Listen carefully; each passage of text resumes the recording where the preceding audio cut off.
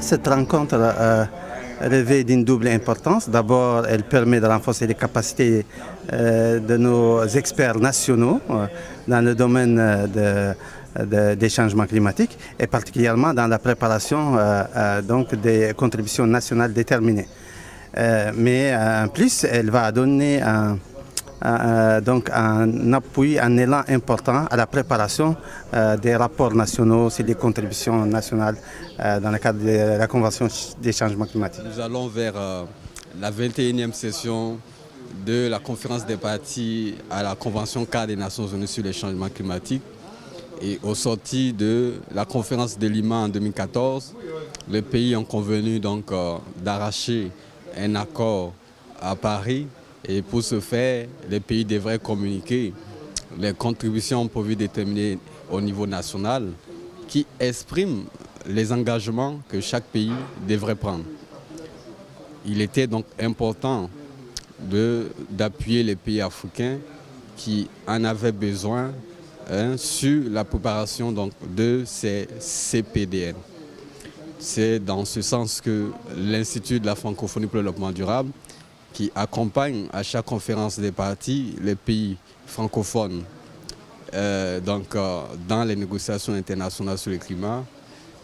Donc nous avons estimé qu'il était important d'apporter une contribution technique en organisant d'abord à Genève à la session intermédiaire des négociations sur le climat, en organisant donc là-bas un atelier sur le support méthodologique pour l'élaboration des CPDN.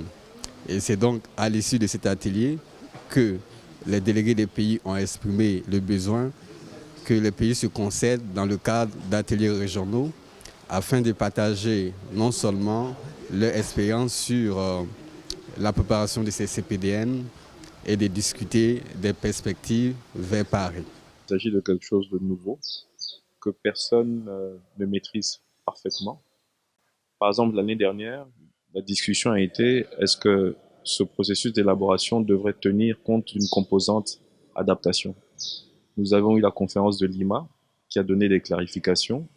Aujourd'hui, on sait que ce processus devrait également tenir compte de l'adaptation en plus de la composante atténuation.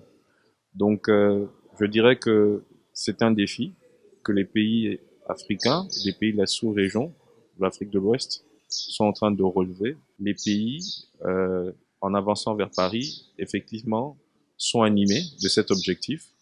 Essayer donc de produire ces contributions qui, somme toute, il ne s'agit pas forcément de réinventer la roue, même si on essaie de comprendre ce en quoi consistent ces contributions, mais nous avons à notre disposition un certain nombre d'outils, un certain nombre de projets qui sont en cours, un certain nombre de documents que nos pays ont préparés et mettent à jour depuis des années. Toutes ces choses-là font qu'aujourd'hui nous avons des outils qui peuvent nous permettre de rapidement évaluer quel type de contribution nos pays peuvent apporter dans la lutte contre le changement climatique. En développement sont, comme vous le savez, les moins pollueurs, mais les plus en réalité vulnérables du point de vue des changements climatiques.